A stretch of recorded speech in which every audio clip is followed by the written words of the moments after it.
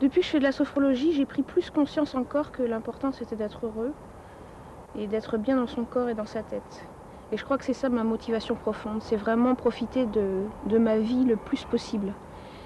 Et je crois que pour profiter de sa vie le plus possible, il faut se connaître et arriver à bien vivre les événements qui arrivent, qu'ils soient bons ou mauvais. Ça a changé mes rapports avec les autres. De par ce fait, je gère beaucoup mieux les situations. Je m'adapte plus aux situations, je fais beaucoup plus d'activités. En un mot, je me sens libre et autonome et c'est un vrai plaisir. Et l'autre point que je voudrais souligner aussi, c'est le respect d'autrui. Ce que je n'avais pas avant. Enfin, j'avais le respect des autres, mais j'avais tendance à vouloir changer les autres, ce qui était une grossière erreur. Et donc j'ai appris aussi cela en sophrologie. J'anime souvent des stages, j'anime des groupes d'étudiants.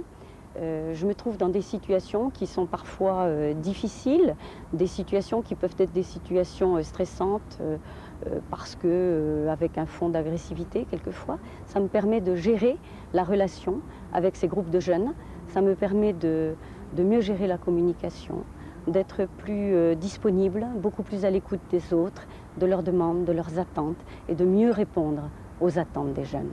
Je fais beaucoup de tennis. Je n'en fais pas évidemment mon métier, mais c'est vraiment une passion et je le pratique de manière assidue. Et ça m'aide énormément la sophrologie, surtout par rapport à mon anxiété, qui est vraiment très très forte, qui a été très très forte et ça m'empêchait vraiment de progresser. Dès le départ, moi, l'accouchement, c'était quelque chose qui m'effrayait.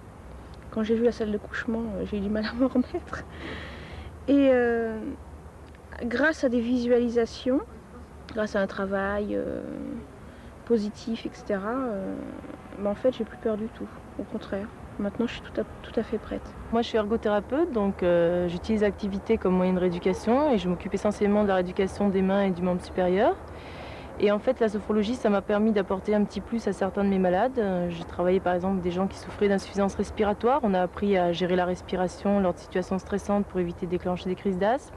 Avec d'autres, j'ai travaillé l'intégration de schémas corporels pour apprendre à utiliser un membre qui avait été ou paralysé ou traumatisé. Et puis il y a aussi tout le côté gestion de la douleur, puisqu'on a quelquefois des séances de rééducation qui sont douloureuses. Et donc là, on peut, avec la respiration ou d'autres techniques, apprendre à diminuer cette douleur ou à faire aussi que la personne vive mieux cette douleur.